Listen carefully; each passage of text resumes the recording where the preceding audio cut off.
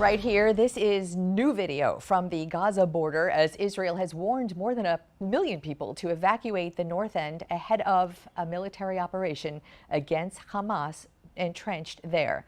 The consequences of that terror attack now putting its own people in danger. Hakeem Basheer is one of countless in South Florida whose family is bearing those consequences. Mr. Basheer, it is very nice to have you this morning, and I am so sorry it is under these consequences, but we really value your perspective. And let's start by just talking about how is your family, your brother, your aunts, your uncles, your cousins, where are they and how are they?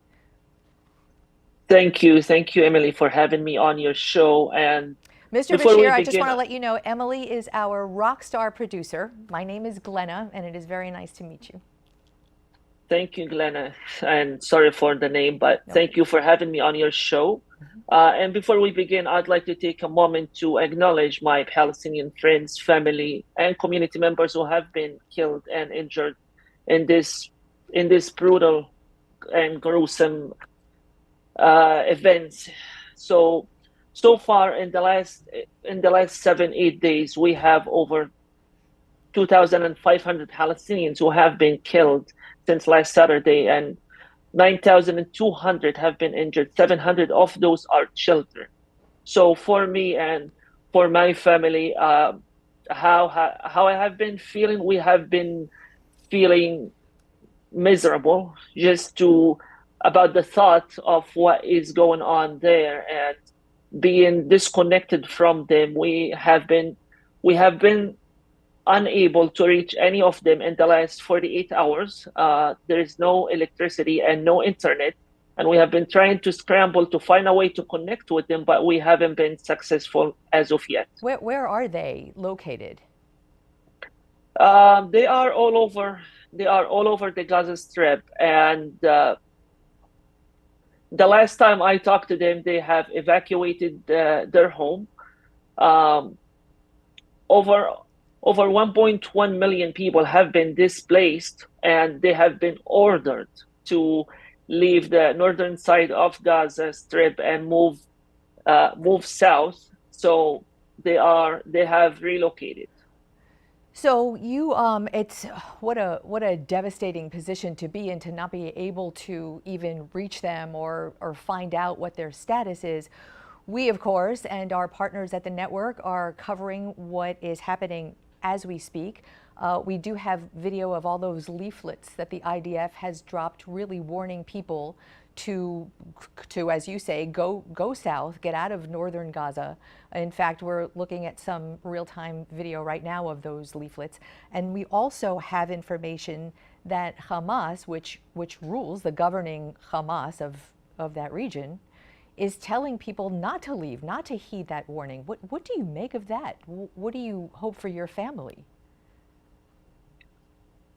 Um, so just in terms of the leaflets you mentioned, like like any other group anywhere in the world, uh, the Palestinian people living in Gaza, 80% of them are refugees who have experienced displacement since 1948, and they deserve to live in peace. They deserve to live and have families and have a peaceful life.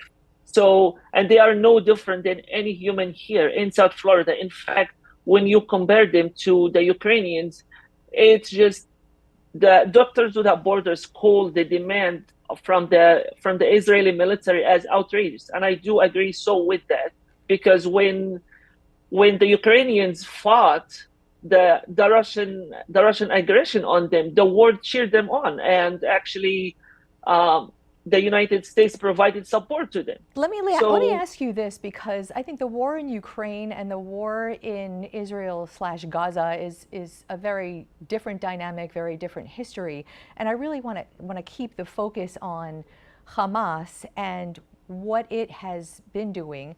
I think, to your point, there is 100% support for all of the civilians who are bearing the consequences of this, for sure. I wonder how much of the responsibility for it you and your family place on Hamas.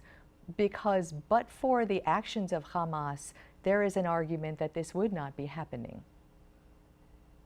Well, Glenn, I'm not here to blame one party or the other. These events could be very well preventable, and the Palestinian government, recognized by the United States, have engaged in peace talks for the last 30 years. And I'm not one to talk on behalf of the Palestinian government or on behalf of any government for that matter. My focus here is on the civilians living in the Gaza Strip. My focus here is on my own family. Nobody in the Gaza Strip at the moment, or us here in the United States, are in that mental space to be in the blame game. We are not in the blame game. We are just trying to shed light on the suffering and the miseries of the Palestinian people living in the Gaza Strip. The suffering of those people is something that we see. Again, the suffering is something that people are talking about under Hamas, and a Hamas that spends money on weapons and terror instead of its own people. And since you brought it up, that's why I was bringing that up. And I wonder, your family, in what they're going through right now and trying to stay safe and trying to evacuate, is that something that they're thinking about? I have a large family that lives in the Gaza Strip, and we are all over the Gaza Strip. And the closest one to me at the moment that is still living there is my brother, my nephew, my niece, my uncles, and my cousins. My brother, the last time I talked to him, he wasn't able to find milk. And at the moment, the United Nations called the situation in Gaza alarming because they do not have water. In the last, and even talking about displacing them, that's the worst case scenario. Where should they go? Because even those who tried to actually abide by the demand were bombed. And we have videos that have been circulating the last 48 hours. They have been bombed as they were trying to flee to safety. I have actually seen some of those, and there is a question about who was doing the bombing that we are actually trying to verify.